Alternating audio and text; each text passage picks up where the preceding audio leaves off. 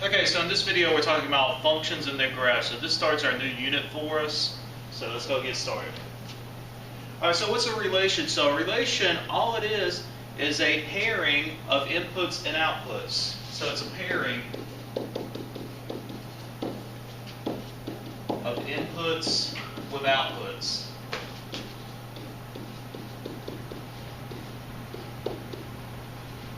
Now, some of you are probably going ahead and thinking like, oh, I know, inputs are my x's. Well, yes, most of the time, and I emphasize most of the time, yeah, we call our inputs our x's and our outputs our y's. But we don't really have to use those variables, so don't get stuck on, oh, I don't see an x, so I don't have an input. Don't do that.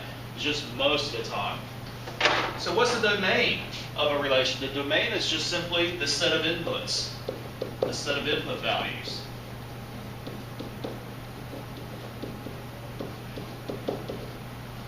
And so the range would be the set of output values.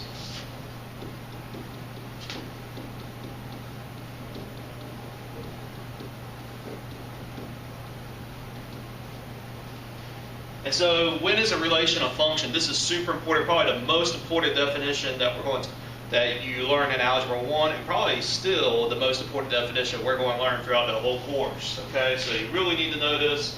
So a relation is a function when there is exactly one, and that's super important, exactly one output for each input.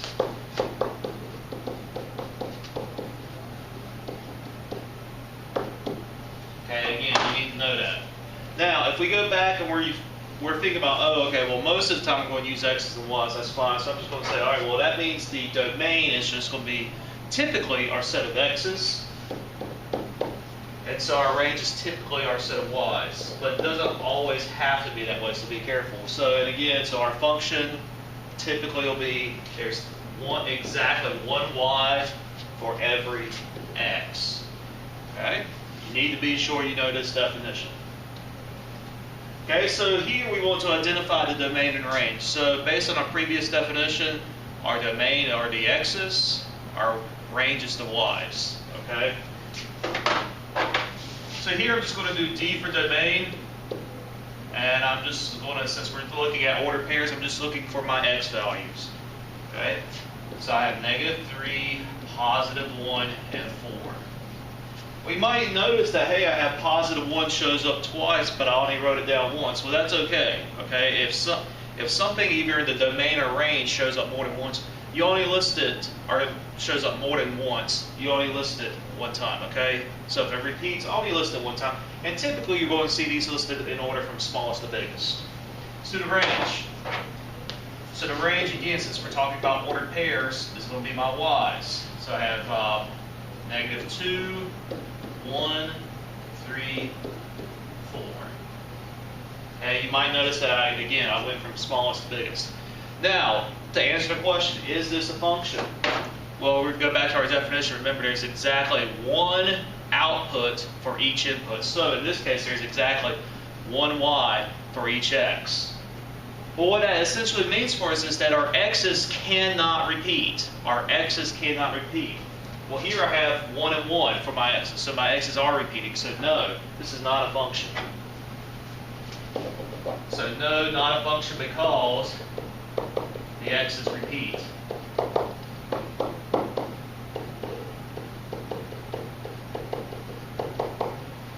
Okay? So let's go on to the next problem. Again, we're looking for domain and range, so I'm just going to list out my x's first for the domain. So I have -3, 1, 3, and 4. And then my range are just going to be my y's, since I'm looking at ordered pairs. So I have -2, 1, and 3. Looking at this problem, our x's do not repeat, so yes, this is a function. Okay? So yes, because x's do not repeat.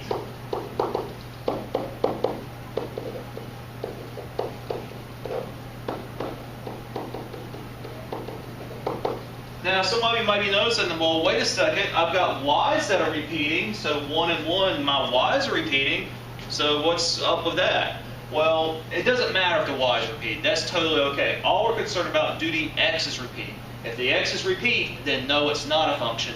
If the x's do not repeat, then yes, it is a function.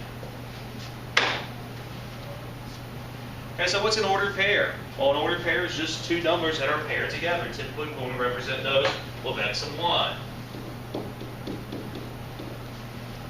And what's the coordinate plane? Well, that's simply our grid, okay? So, and typically, another name for this is called the Cartesian plane.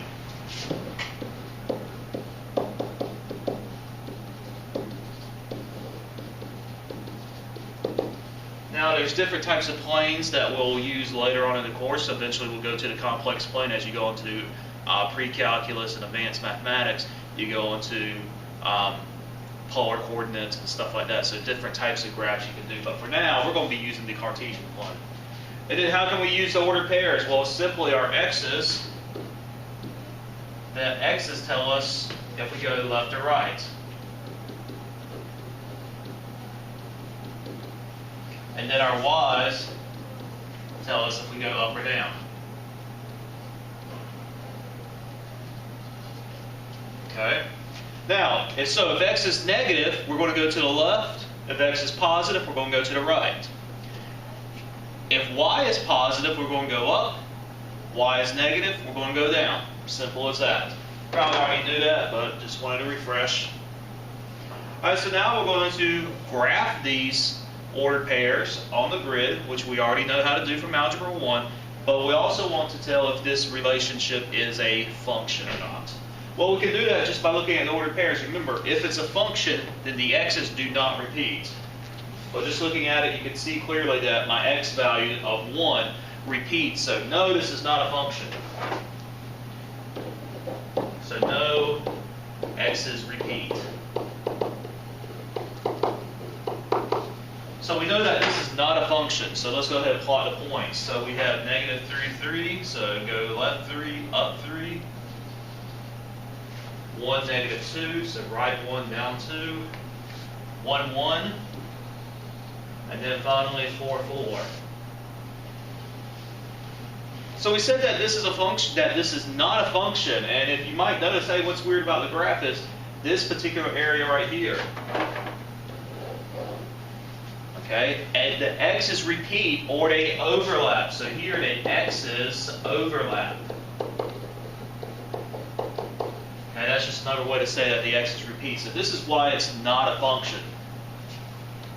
Okay, let's go on doing the same thing. Is this relation a function? Well, all we do is look at the x's. If the x's do not repeat, then it is a function. Well, here the x's do not repeat, so yes, it is a function. Okay, the x's do not repeat, so let's see what that looks like graphically. So I'm just going to plot each point again.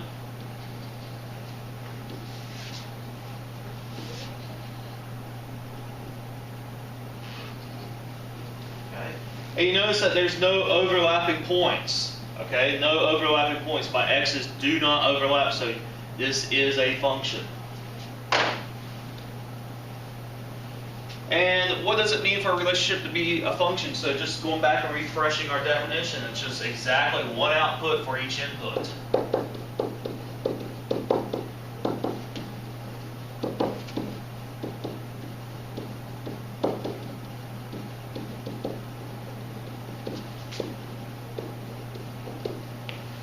And what does that look like graphically? So the x's do not overlap, okay? X's do not overlap.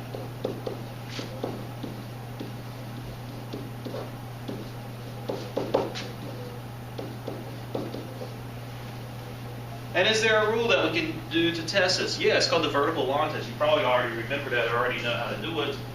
But we're going to just describe it real quick.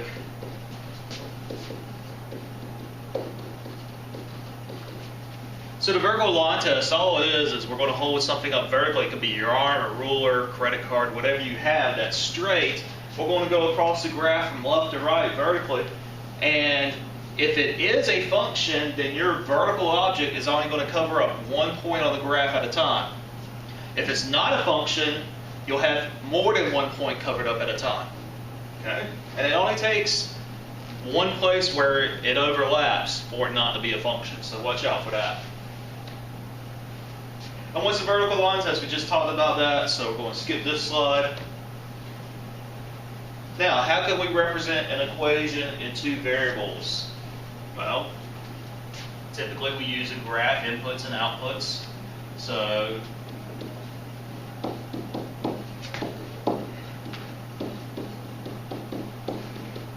one variable will be our input, one variable will be our output. Okay? And what's a solution to an equation like this? Well, a solution is just a number or set of numbers that satisfy our equation. So say numbers that satisfy the equation.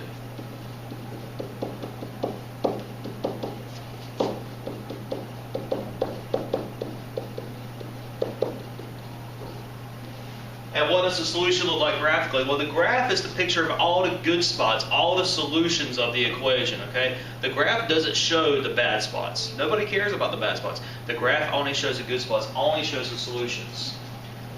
So the graph is the set of solutions,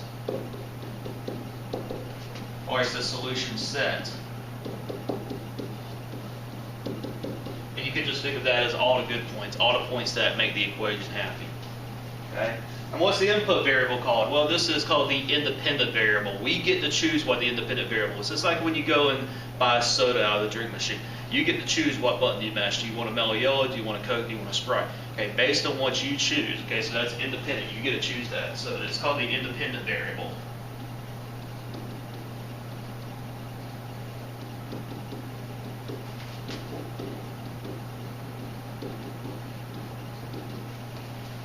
The output variable, you might have already guessed, is called the dependent variable. So the dependent variable is dependent upon our input. What do we choose? So if I go and I choose a Mellow Yellow out of the drink machine, then what comes out of that machine, what type of soda, depends on my choice.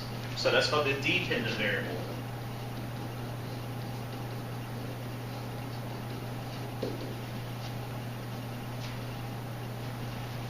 And then how does the graph, so we already answered this, so it's the solution set, okay? How does the graph of an equation relate to the solutions? Well, the graph is the solution set. It's just a picture of the solution set. So we kind of already answered that. All right, so here, this is a way to graph equations in two variables by hand. Yeah, we could go to y equals on our calculators and do that, no problem. But what if our calculator is not allowed, or our batteries die or something like that? We need to know how to do this. So always make a table of values. Pick some nice x values like 0, 1, 2, 3.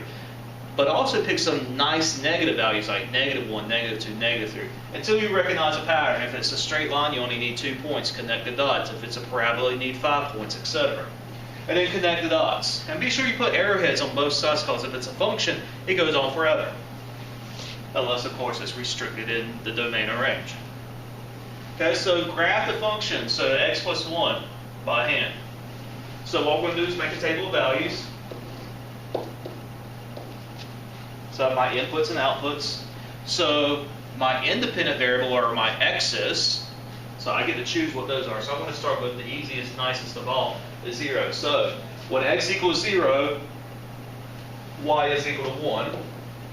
I can go ahead and plot that point, so 0, 1. When x is equal to 1, y is equal to 2. Plot that point. And then finally, we'll pick a negative number also. So when x is equal to -1, y is equal to 0. Connect the dots. Looks like it should be a straight line, so try to keep it straight as much as possible. And there you go. That's all it is. Pretty easy. Okay? So what's a linear function? A linear function is just something of this form. Y equals mx plus b, where m and b are constants.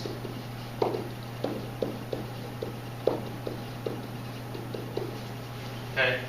M and b being constants just mean they stay the same. They're constant, literally. Okay? Variables mean they change, constants stay the same.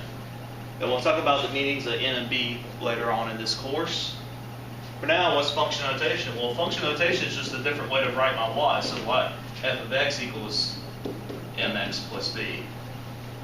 Well, hey, these two equations are equal, so that means f of x is equal to y. So what this f of x is telling us is I have a function that is dependent upon my choice of x. So x is my independent variable. What I choose for x, that's my independent variable. That's like what I choose on the drink machine. What type of soda do I want? F of x is my dependent variable. So f of x is my y. What comes out of the machine when I pay my money and select my soda? All right, so how do we evaluate? Well, we just plug in and simplify. That's all it is.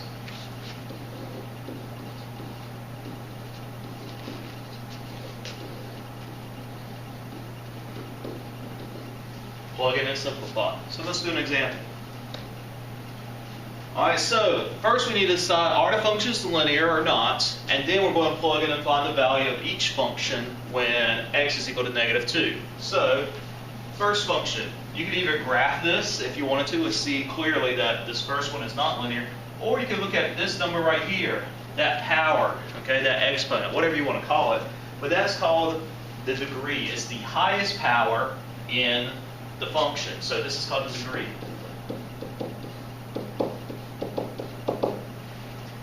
And if the degree is not equal to 1, then it's not linear.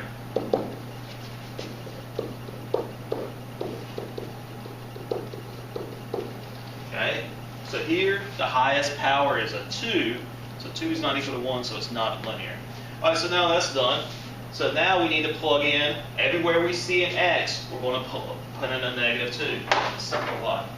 So f of x is my machine. So I'm going up to my machine, I'm putting in a -2, and I want to know what type of soda comes out. So everywhere I see an x, I'm going to plug in.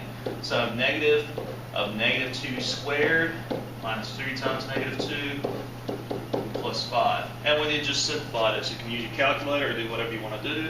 Okay, I'm going to use my calculator just in the interest of time. Let me grab one real quick. But be sure you type it in exactly the way it looks, even with parentheses. Okay, we already talked about why you need parentheses here, so I'm not going to go back over that. So just type it in. Be careful, make sure you type it in correctly. And you get here, so this means f of -2 is equal to +7. So this is my answer. So this means I walk up to my machine and I hit the -2 button. Then this is the soda that comes out. So -2 was my input, 7 is my output. 7 is the value of f evaluated at -2. Let's do the next one. First thing we need to decide, is this linear or not? Well, the highest degree, it's kind of camouflaged right here, but it's a 1. So since it's a 1, it is linear. So that's the degree, and it is linear. Okay, now everywhere we see an x in this function, in this machine, we're going to plug in a -2 and see what type of soda we get out. See what our dependent variable is. So g of -2 is equal to 2 times -2 plus 6. But it's pretty easy. You shouldn't need to calculate for this. It's -4 plus 6, which is +2. So -2 is equal to +2. And I put an f here, but it should be a g because we're talking about a different function. So, and this is my answer. So what this is saying is, when I go up to this g function, this g machine, and I put in a -2, the soda that comes out is a +2, so a different type of soda. Okay, so when I evaluate the function g at x equals -2, the dependent value is 2. And that's all it is. That's it for this video. Thank you very much.